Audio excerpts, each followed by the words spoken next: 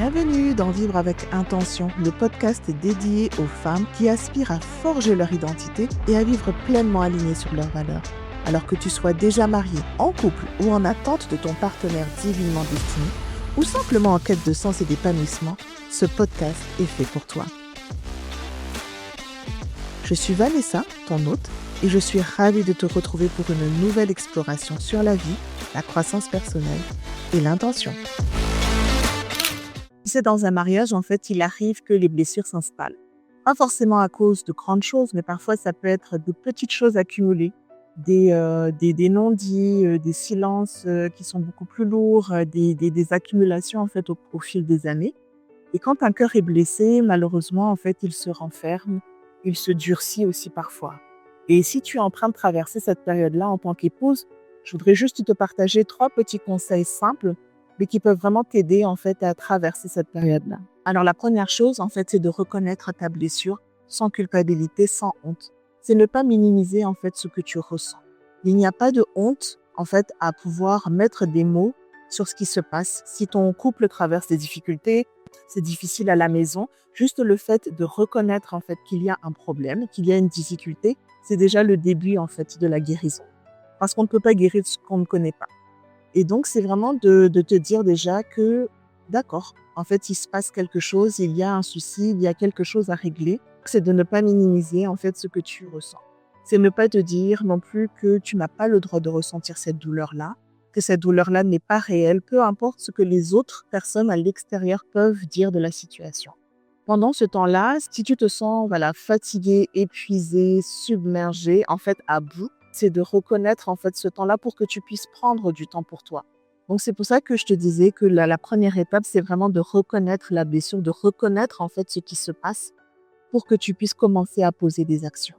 Le deuxième conseil que je pourrais te donner, c'est de ne pas fuir en fait l'intimité avec Dieu. Je sais que dans les moments de douleur, on peut avoir tendance à repousser Dieu, à être déçu en fait de son inaction, de son silence.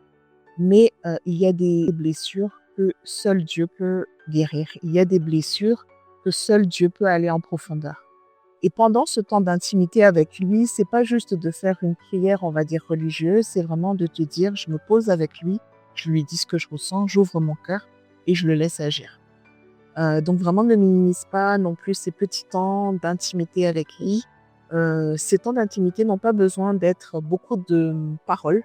Ça peut être des moments de silence justement que tu prends avec lui, où tu peux juste te laisser envelopper avec de la louange, lire un livre et le laisser en fait te parler au travers de ces mots-là. Et donc ce sont des temps que tu vas trouver, des moments de réconfort que tu vas avoir avec lui. Alors le troisième conseil que j'aurais à te donner, c'est vraiment de préserver ta voix.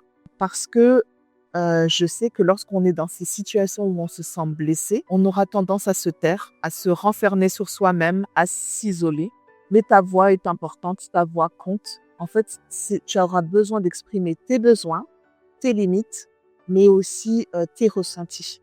Et pendant ce temps-là, en fait, c'est de vraiment pas taire, de ne mettre sous un tapis ce que tu peux ressentir ou tes besoins, mais au contraire, c'est de pouvoir les identifier et commencer en fait à les mettre en place.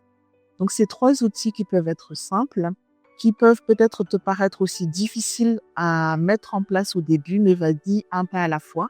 Pendant le temps d'attente, vraiment, c'est un temps de transformation. L'attente n'est pas un temps vain.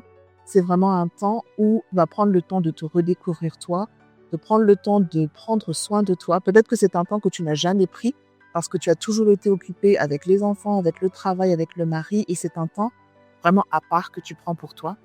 Alors, je te laisse avec ces 3 conseils. Et si tu veux d'autres ressources, je t'invite à aller sur le site web où tu vas pouvoir retrouver diverses ressources et toutes les informations sont dans la description. Merci d'avoir pris ce temps pour toi avec le podcast Vivre avec Intention. Le podcast où chaque mot dépose une graine de vie en toi. Je suis Vanessa et j'espère que cet épisode t'a touché, nourri, inspiré. On se retrouve alors très vite pour semer encore, avec douceur, foi et intention.